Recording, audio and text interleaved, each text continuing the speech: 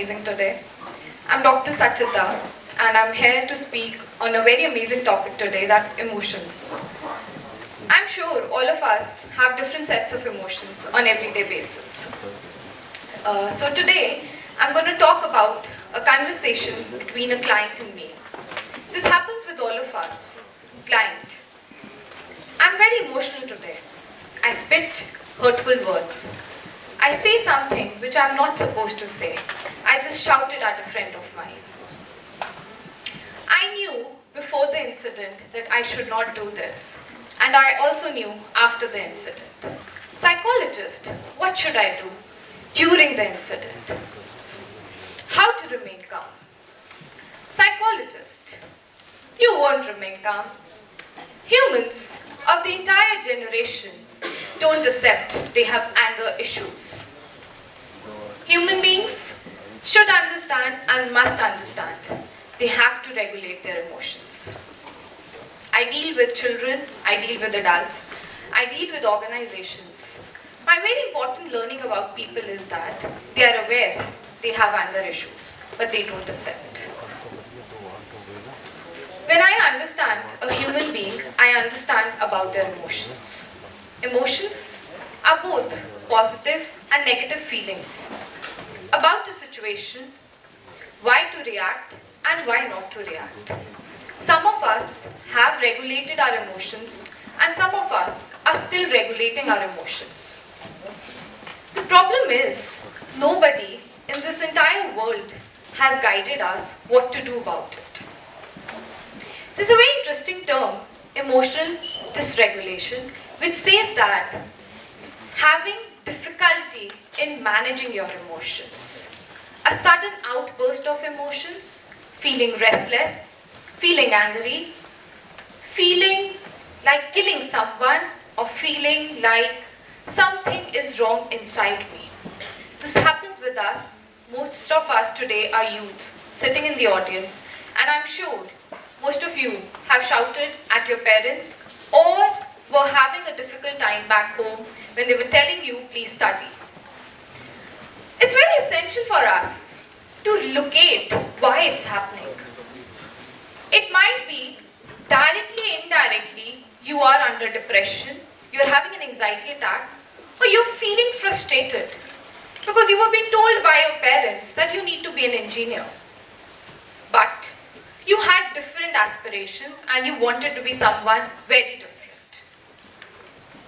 Research reveals that 50% of psychiatric admissions are due to emotional dysregulation. And 5 to 6% of us, the general population, also suffers from it. The problem is, what are we doing about it?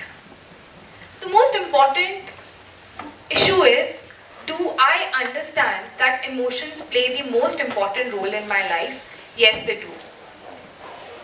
Emotions are controlling me, they're making me better, they're making me worse.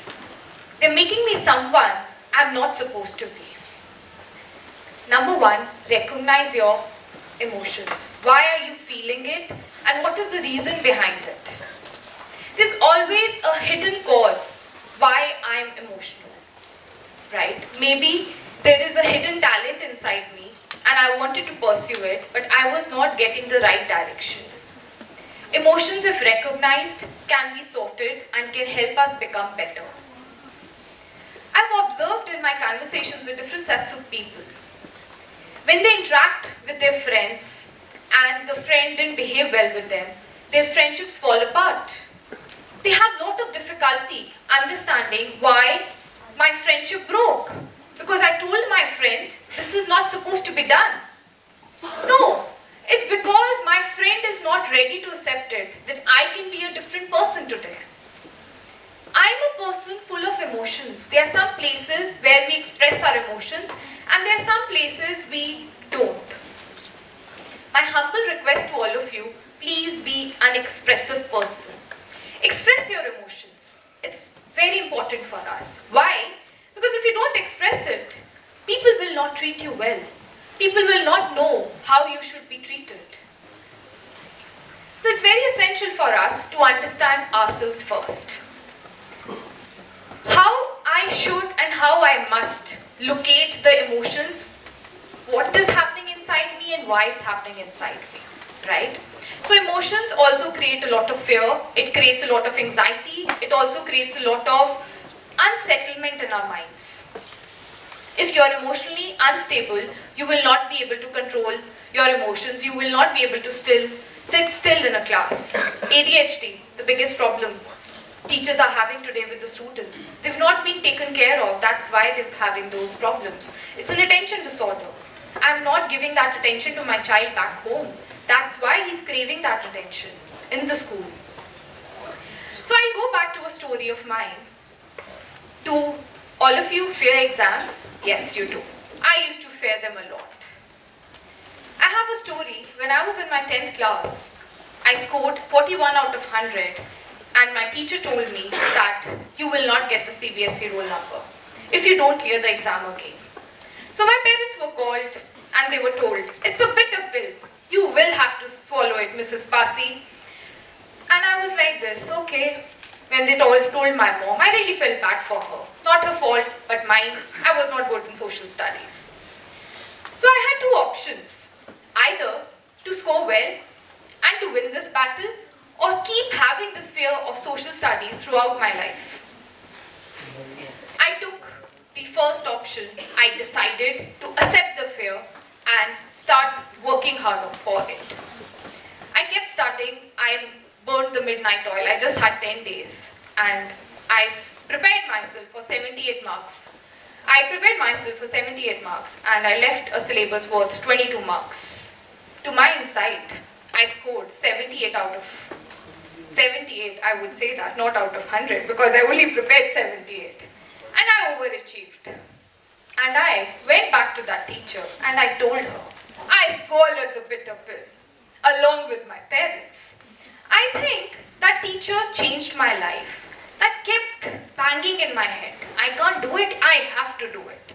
That's all we all are here today for.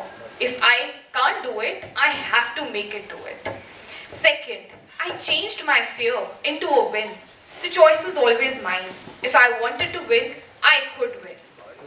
I had put that thought in my mind that this win is possible only if I believe it. If I don't believe it, I will not be able to do anything about it. I personally believe that your fears help you become better, they help you bounce back in life and do something which is outstanding in your life. If this journey was not there, the sad part was not there, I would not have been standing here today.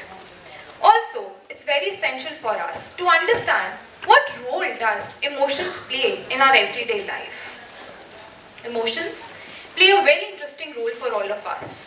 Why? Because they tell us what to do, when to do and how to do. Right? If you're feeling fearful for a test or if you're not aware, is this the right step? You should think about it on two bases. One, understand you can transform your journey, and second, have a very strong self-esteem that you can win this anyhow. It's very important for us to understand why people have different mindsets and why people have different thoughts. Why people tell us what to do, when to do and how to do. It's not about that. Every one of us have a different pace to learn and accept our emotions, which is very important for all of us today. Also, it's very essential for us to understand how to master these emotions. Let's assume you are in a tough situation where you have to win the situation, but you are not able to understand how to focus on that situation. You have two ways. Number one, be a person who can focus on your emotion-focused coping. Second, you can focus on your problem-focused coping. When I talk about emotion-focused coping, try to balance your emotions. Try to understand why this is happening, why you're being an over-emotional person. Second is why you have to be the problem solver and why become problem-focused coper. When we talk about a problem-focused coper, it is basically understanding the underlying cause of your stress. Why this stress? What is the reason behind it? And I want to get into the deep understanding of it. Also, Let's assume tomorrow you have a work interview and you're not able to understand, should you manage your emotions today or should you manage the problem? Since you have to get that job, it's very essential for you to go and understand the deep cause that is the problem. Why you are not able to win the situation. Since that job is very important for you, you have to go face it and study hard for it and crack the interview. So it's very essential for us to see and how I can win the situation. How does positive emotions play a very important role in life? Positive emotions is something which is very essential for all of us. Being positive in a negative situation helps us win the situation halfway. It's a battle. When I understand the cancer patients, there are two sets of cancer patients. One is who is very happy, yes, I'll win this battle. And the other is who's crying, cribbing and asking for comfort from the loved ones or people around them. That person, even after the recovery, will not be out of that problem. Why? Because he's just cribbing about the problem. The problem is always there. The issue is, are we able to change our mindset into a positive thought? Are we able to do it? Yes, we can, if we imagine. Imagination is everything. If I imagine I want to be happy, I will be happy. And if I've imagined I want to be sad, I'll be sad throughout my life. So if you are a person who keeps cribbing about small problems in life, please stop it today. It's very essential for us to understand ourselves and to understand that it's very, very interesting that if I feed my brain with positive thoughts, the reality would be positivity. And it's also important for us that we train our minds on everyday basis about resilience, the ability to bounce back in negative situations and win the game. Also, it's very important that I feel proud of myself, that I am doing the best I can in the given situation, no matter what the result is. It doesn't matter what the result is. The problem is how I accept the problem, right? This is something very important for us. Also, there are some problems in life which cannot be resolved. The best way is to leave them there itself. Go, have a word with your best friend and talk it out. Talk therapy, the most important. Talk to the person you feel more comfortable. Talk it out, feel better about it and understand that you can share your bad thoughts, your bad feelings, your uncomfortable situations with anyone and everyone and feel amazing about it, right? It's also essential for us that we talk out and feel relieved that now the problem is not mine, it's with everyone, right? It's very essential. The problem with us is that we don't communicate the right things. If we don't tell people that we are facing this problem, how will they get to know it? Very, very important for us. Also, it's very essential for us to figure out what and why. What should be said and why it should be said. The emotional maturity is very important today. A very interesting example, when you go to your teacher and you ask for a favor, you've missed the class test and you request her that she takes a retest for you. It's upon you how you use your emotional maturity to convince her rather than ordering her, you better take my test. No, you have to convince the person with your emotional maturity that this issue had happened and this is the problem I faced. I request you, please help me take a retest. Your thoughts, your way of communication will help you become better. So I'd like to end my talk on a very important note. Confucius said, we live two lives. The second one begins when we realize we only live one. Live that with confidence. Thank you everyone for having me here today. God bless.